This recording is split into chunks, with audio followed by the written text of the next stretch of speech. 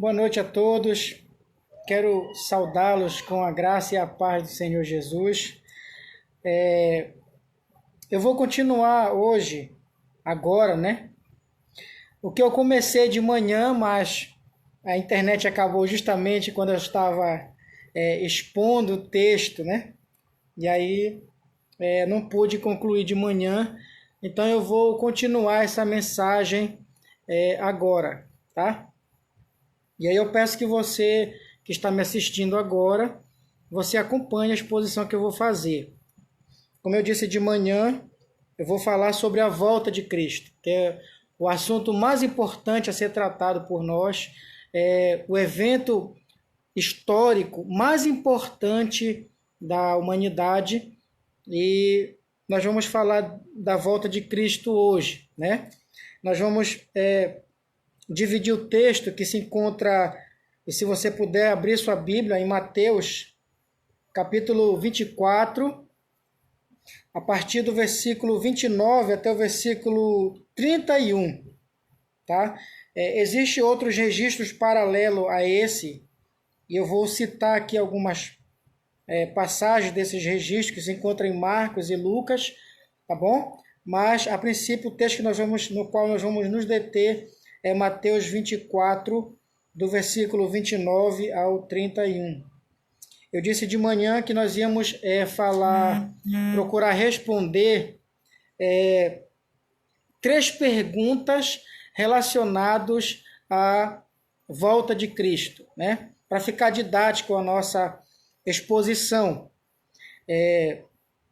Primeiro, no versículo 29, quando Jesus voltará? No versículo 30, como Jesus voltará? E no versículo 31, o que ele vai fazer quando ele voltar? Eu vou ler o texto com vocês e depois nós vamos orar, pedir a bênção de Deus, né? A iluminação do Espírito Santo. Acompanhe a leitura que eu vou fazer nessa hora.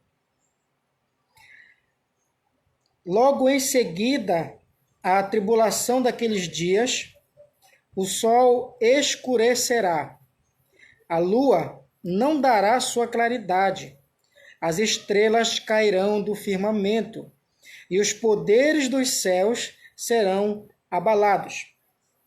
Então aparecerá no céu o sinal do Filho do Homem. Todos os povos da terra se lamentarão e verão o Filho do Homem vindo sobre as nuvens do céu, com poder e muita glória. E ele enviará os seus anjos com grande clangor de trombeta, os quais reunirão os seus escolhidos dos 4 ventos de uma a outra extremidade dos céus. Eu peço que você que está me assistindo agora aí, você curve sua fronte, feche seus olhos, para nós fazermos uma oração e pedir a iluminação do Espírito Santo, tá bom? Pai bendito, eu me coloco diante do Senhor e coloco todos aqueles que estão me ouvindo e me assistindo nessa hora. Estamos diante da Tua Palavra e eu reconheço a minha limitação em expor a Tua Palavra. Careço, dependo da iluminação do Teu Espírito Santo, Senhor, para transmitir a Tua mensagem. Uma palavra que traga conforto para nós, consolo, segurança e confronto.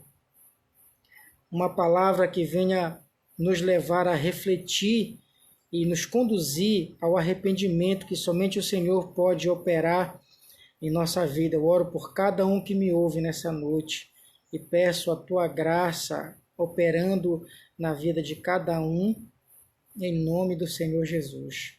Amém. Como eu disse, nós vamos responder 3 perguntas aqui nesse texto, né? A primeira pergunta é: quando o Senhor Jesus virá?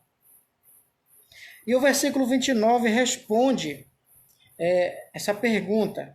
O texto diz assim: logo em seguida a tribulação daqueles dias.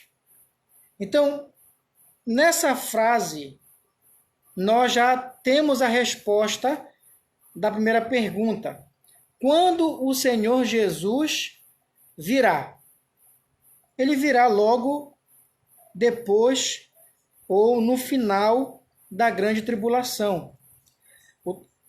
Do versículo 15 ao versículo 28, o Senhor Jesus falou da grande tribulação e ele deu uma mostra do que é a grande tribulação naquilo que aconteceu no ano 70, quando o general Tito, o ano 70 depois de Cristo, quando o general Tito veio com seus exércitos, cercou Jerusalém e matou muitos judeus. Aquilo foi uma mostra do que é a grande tribulação.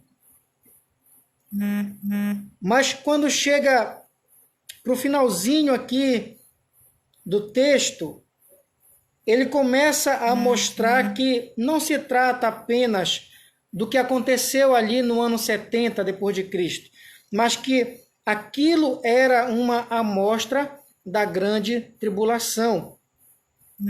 E o texto diz aqui que logo depois, imediatamente depois da tribulação daqueles dias, o sol escurecerá, a lua não dará sua claridade, as estrelas cairão do firmamento e os poderes dos céus serão abalados. Então, aqui nós temos a informação de quando o Senhor Jesus virá. Ele virá logo depois da grande tribulação. Quando acabar a grande tribulação, o Senhor Jesus virá. Aí nós passamos então para a segunda pergunta. Como o Senhor Jesus virá? Nós já sabemos que ele vem, a sua volta será logo depois da grande tribulação, o que nos deixa bem informados de que ele não virá antes da grande tribulação, né? Ele virá depois. Nós não podemos nos deixar levar por nenhuma ideia que vá de encontro ao que ele está dizendo aqui, de uma volta dele antes da grande tribulação, porque ele não virá antes da grande tribulação, ele virá depois, tá? E como ele virá então? Versículo 30 nos responde essa pergunta. Diz o texto que logo depois da grande tribulação vai acontecer, e ele usa uma linguagem apocalíptica, né, para descrever o sol escurecerá, a lua não dará sua claridade, as estrelas cairão do firmamento e os poderes dos céus serão abalados. Aí o versículo 30. Então aparecerá no céu o sinal do Filho do Homem. Como ele virá? Em primeiro lugar, ele virá pessoalmente. Pessoalmente, tá? É interessante que aqui em Mateus, ele diz que aparecerá no céu o sinal do Filho do Homem. E aí aqui a imaginação humana, que é muito fértil, né, começa a criar muitas especulações do que seria esse sinal, né? O que seria esse sinal? Algumas pessoas imaginam, talvez, que seja, sei lá, uma cruz muito grande que vai aparecer no céu. Mas, se nós não deixarmos nos levar pela imaginação humana, mas simplesmente deixar que a palavra de Deus responda às nossas perguntas, lá em Lucas, que é o texto paralelo a esse aqui, Lucas capítulo 21, versículo 27, o texto, Lucas não usa a mesma expressão que Mateus usa aqui. Mateus fala de um sinal, mas Lucas não usa a expressão sinal. Lucas diz que o Senhor Jesus será visto no céu. Então, que sinal é esse a que Mateus se refere? Na verdade, tanto Mateus quanto Lucas estão dizendo que o que aparecerá no céu vai ser o próprio Senhor Jesus. Então, isso nos dá a ideia de que ele virá pessoalmente. Pessoalmente. Ele não enviará nada no lugar dele. Ele virá pessoalmente. E ele virá publicamente, porque o texto diz que todos os povos da terra se lamentarão e verão o Filho do Homem vindo sobre as nuvens do céu. Todos vão ver o Senhor Jesus, a vinda dele vai ser uma vinda pública, visível e fisicamente. Se você pegar sua Bíblia e ler lá em Atos capítulo 1, versículo 11, Atos capítulo 1, versículo 11, você vai ver que os apóstolos, quando viram o Senhor Jesus ser assunto aos céus, eles estavam então admirados com aquilo, e o anjo disse para eles: por que vocês estão olhando para cima? Esse mesmo Jesus que subiu aos céus virá da forma como ele foi. Como ele foi? Ele virá como ele foi. Como ele foi? Ele foi fisicamente, publicamente, visivelmente. Assim ele virá, pessoalmente, publicamente, visivelmente. Então, isso deve nos fazer abandonar qualquer ideia de que ele vai vir para um grupo de pessoas secretamente, como se ele viesse escondido e muita gente não vai ver. Isso é contra uma espécie de arrebatamento secreto que é muito crido hoje, né? Eu acredito que muitos de vocês já assistiram aquele filme Deixados para Trás, né? E parece uma cena muito comovente, mas não é uma cena que expressa o que a Bíblia fala sobre a volta de Cristo, sobre o que Jesus está dizendo, sobre como ele vai vir, porque ele não vai vir secretamente para ninguém. Ele vai vir publicamente, visivelmente, tá? Até mesmo os ímpios vão vê-lo quando ele vir. Então, aqui mesmo na narrativa, ali no versículo 23, ele já anuncia que qualquer ideia de uma vinda secreta para um público exclusivo deve ser abandonada. Ele diz assim, ó: então se alguém vos disser, ali no versículo 23, eis aqui o Cristo, ou ei-lo ali, não acrediteis. Porque surgirão falsos cristos e falsos profetas operando grandes sinais e prodígios para enganar, se possível, os próprios eleitos. Ou seja, não é possível enganar os eleitos. Vede que vou-lo tenho predito. Portanto, se vos disserem, eis que ele está no deserto. Quem é que está no deserto? Não é todo mundo. No deserto estariam apenas algum públicozinho particular. Então, se ele estivesse no deserto, quem iria ver ele? Apenas um públicozinho particular. Então, se alguém disser, ei-lo ali no deserto, não é verdade. Não saiais. Ei-lo no interior da casa, não acrediteis. Então, mais uma vez, ele está usando uma linguagem que dá a ideia de que se ele vier se alguém disser que ele vai vir para um público particular, exclusivo, secretamente, não acreditem, não é verdade.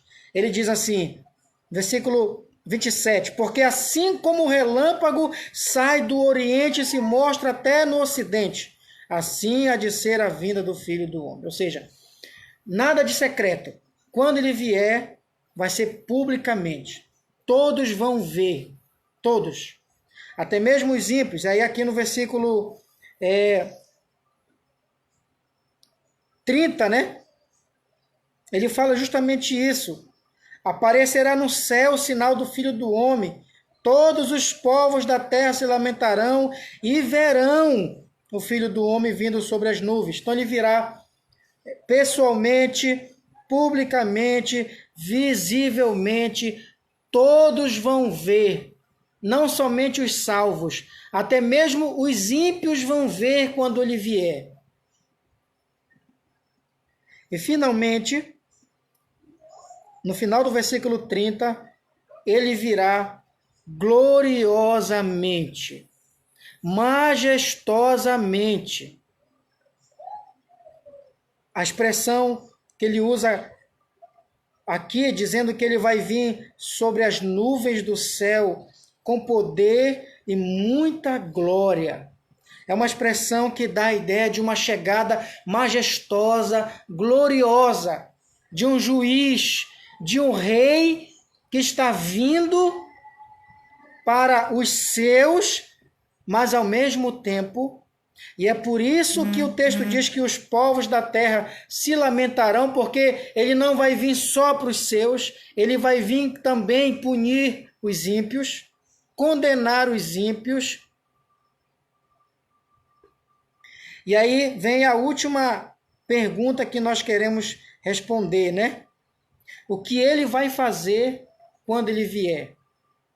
O que ele vai fazer quando ele vier? Versículo 31.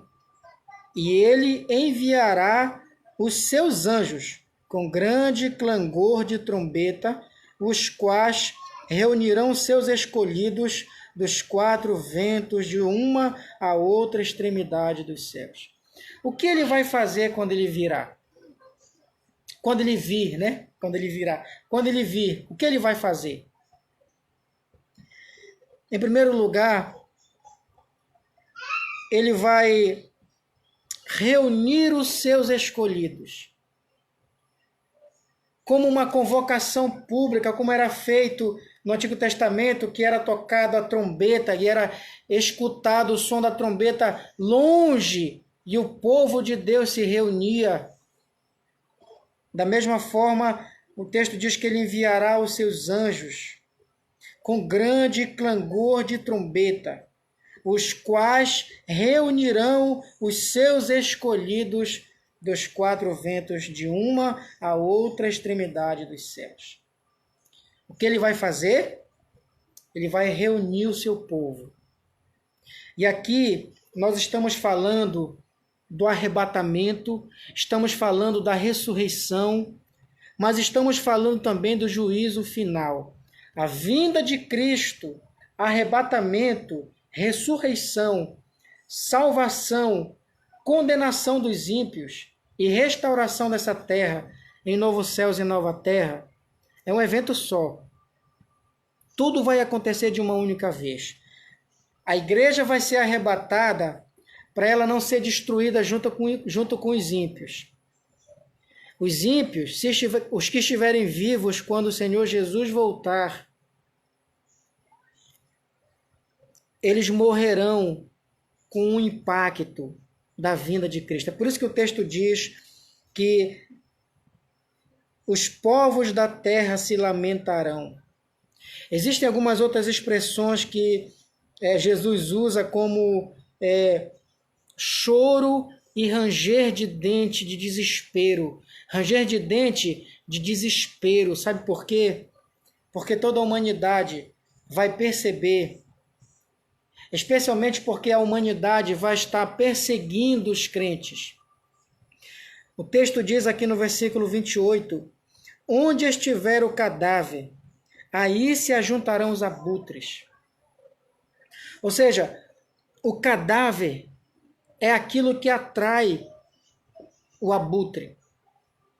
Então, o mundo quanto pior estiver o mundo, quanto o povo de Deus for mais perseguido e a apostasia e a oposição a Deus, que vai ser alavancada pelo anticristo e por todos aqueles que vão segui-lo,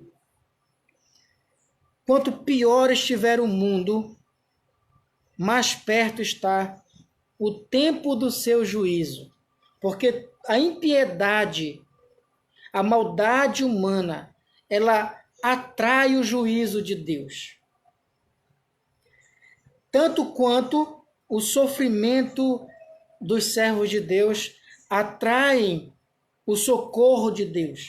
Então, o Senhor Jesus virá não somente para reunir o seu povo, mas ele virá também para condenar aqueles que a vida toda rejeitaram a mensagem do Evangelho. Então nós estamos aqui diante de uma mensagem que nos anuncia que um dia o Senhor Jesus virá não como um cordeiro para ser morto, não como um servo sofredor, não como aquele que trouxe a salvação, mas ele virá como aquele que vai trazer o juízo.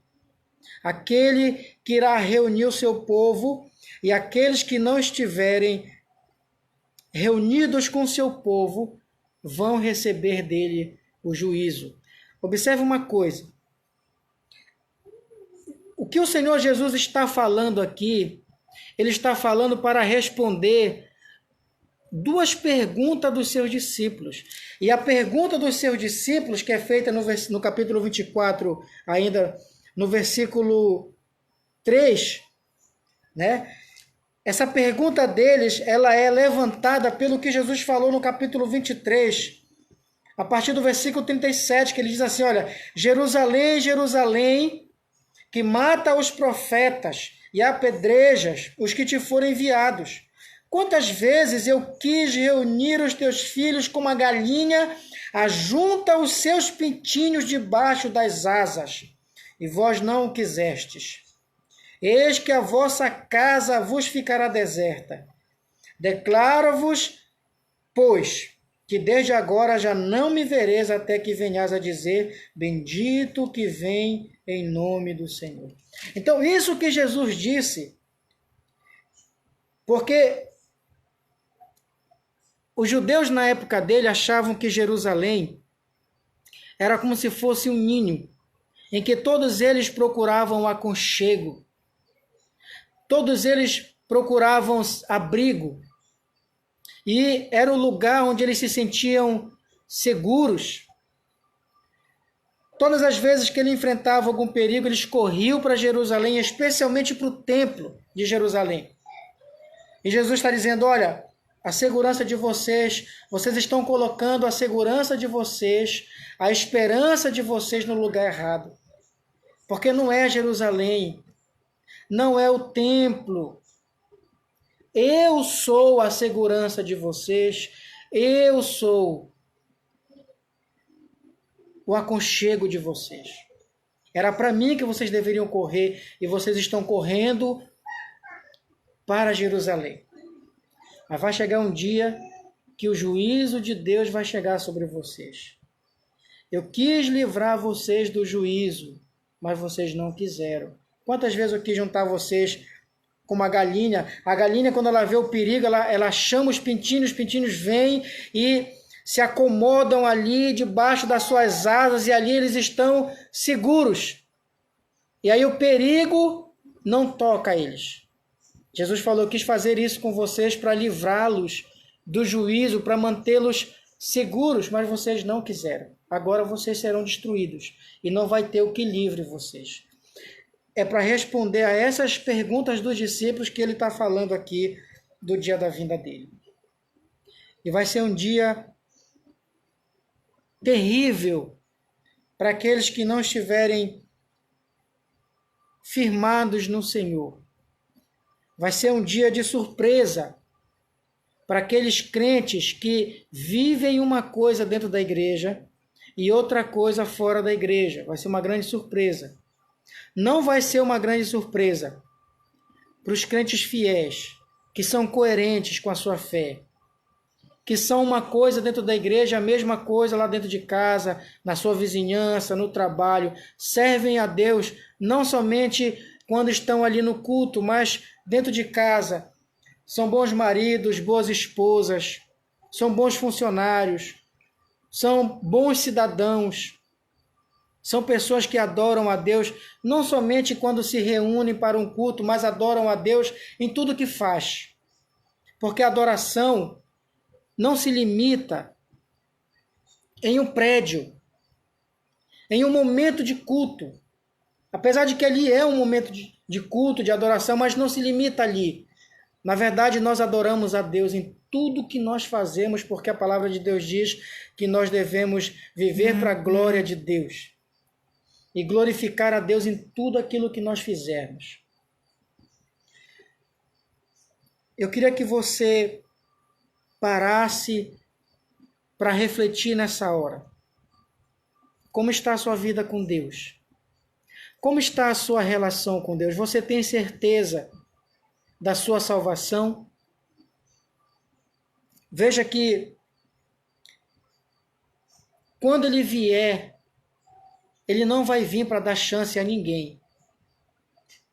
Você pode até tentar se iludir com algumas ideologias humanas, você pode até tentar se convencer, mas conscientemente você sabe como a sua vida com Deus está. Quando ele vier, ele não vai vir para dar oportunidade para ninguém. Ele vai vir buscar aqueles que já são seus. E vai vir condenar aqueles que a vida toda ouviram a pregação do Evangelho, rejeitaram. Aqueles que ridicularizam tudo que é sagrado. Aqueles que se opõem a Deus e a sua obra. Aqueles que vivem uma vida de pecado e que não se arrependem. Esses aí não vão estar reunidos com o povo de Deus quando o Senhor Jesus voltar. Esses aí receberão, infelizmente, o juízo. Vai ser um dia glorioso para a igreja. Veja que lá em Lucas, no capítulo 21, versículo 28, que é o texto paralelo desse que eu li agora, o texto diz assim lá em Lucas: ora, ao começarem essas coisas a suceder, exultai e erguei a vossa cabeça, porque a vossa redenção se aproxima. Amados, a igreja não tem razão para ficar com medo do dia da volta do Senhor Jesus. Porque, como diz Lucas, é um dia de grande exultação para a igreja, porque é o dia da sua redenção final. Mas é um dia de grande desespero, um dia de grande lamento, choro, para aqueles que não estiverem unidos com o Senhor e junto com o povo de Deus. Por que vai ser um dia de grande desespero? Um dia de choro? É porque eles vão constatar finalmente que tudo o que lhes foi pregado é verdade, mas eles não podem mais se arrepender. Não há mais tempo para isso. O tempo é agora. Se você que está me assistindo aí, se você se conscientizar de que você precisa se arrepender, a oportunidade, meu amado, minha amada, é agora. Esqueça tudo. E lembre-se que viver com o Senhor eternamente é muito melhor do que qualquer prazer momentâneo, passageiro que esse mundo possa te oferecer. Não há coisa mais maravilhosa do que você passar a eternidade com Deus. Por mais maravilhoso que seja, por mais maravilhosa que seja qualquer experiência aqui nesse mundo, não se compara à vida com Deus. Todas as experiências que nós passamos aqui, seja experiência com Deus ou mesmo desse mundo, são amostras do que nós podemos viver eternamente com Deus. E todos os sofrimentos que você pode ter experimentado na sua vida, não é pior. Ou por outra, é só algumas amostras do sofrimento eterno. Então, você está me assistindo hoje. Como está a sua vida com Deus? Você está preparado para a volta do Senhor? Você está convicto ou convicta de que se Ele voltasse, por exemplo, hoje, ou se você morresse hoje, você estaria certo da sua salvação? Se você morresse hoje, nesse momento, se você estivesse hoje diante de Deus, e Ele perguntasse para você, por que eu deveria deixar você entrar no meu céu? O que você responderia para Ele? Se Ele perguntasse para você, o que foi que você fez enquanto vivo e que te garantisse entrar aqui no céu? Eu vou dizer para você o que eu responderia para Ele. Eu responderia para Ele que eu reconheci que sou pecador e que não posso me salvar sozinho, que preciso de um Salvador, e eu me arrependi dos meus pecados e criei no sacrifício do Senhor Jesus.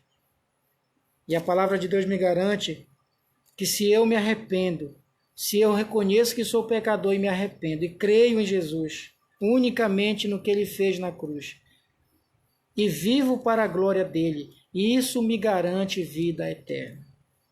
Eu responderia isso para Ele, porque foi o que eu fiz há 11 anos atrás na minha vida. Reconheci que sou pecador, reconheci que não estava conduzindo minha vida bem, reconheci que precisava de um Salvador e criei no sacrifício de Jesus. E Ele mudou a minha vida como Ele pode mudar a sua vida, seja lá você quem seja. Se você fizer isso de verdade, de coração, sinceramente, o Senhor Jesus está pronto para lhe receber. Esteja você onde estiver. E quando Ele voltar, você não estará entre aqueles que vão receber o seu juízo. Eu vou deixar essa mensagem para você. Quero convidar você a orar nessa hora. E se você sentir no seu coração, se você se sentiu tocado de entregar sua vida a Jesus Cristo, procure uma igreja, depois que passar essa época do coronavírus, né? Uma igreja fiel que prega a palavra e firme um compromisso com Deus e com a igreja. E se mantenha, não se mantenha porque você não é capaz, né? Mas congregue regularmente, que o Senhor vai manter a sua fé até o final. Vamos orar? Senhor, quero agradecer ao Senhor pela sua palavra, que hoje nos conscientiza daquele grande momento que o Senhor reservou pela sua graça, pelo seu decreto, e que vai acontecer, que não podemos evitar. Eu sei que entre aqueles que estão me assistindo ou que vão me assistir, Senhor, estão aqueles que o Senhor já escolheu antes do mundo existir. É a essas pessoas, é por essas pessoas que eu oro, Senhor. Que eu não sei quem são, nem aqueles que me ouvem sabem. Só o Senhor é que sabe. Eu rogo em nome de Jesus que aqueles que o Senhor deseja tocar com essa palavra, o Senhor abra os olhos da consciência. O Senhor abra o entendimento e conduza Espírito Santo, essas pessoas ao arrependimento, porque só o Senhor pode levar um pecador ao arrependimento. Ninguém mais pode, nenhum de nós pode. Mas o Senhor pode dar graça, dar vida àquele que está morto. E assim levar ao arrependimento de acordo com a tua vontade, no tempo que o Senhor determinar. Em nome de Jesus. Amém.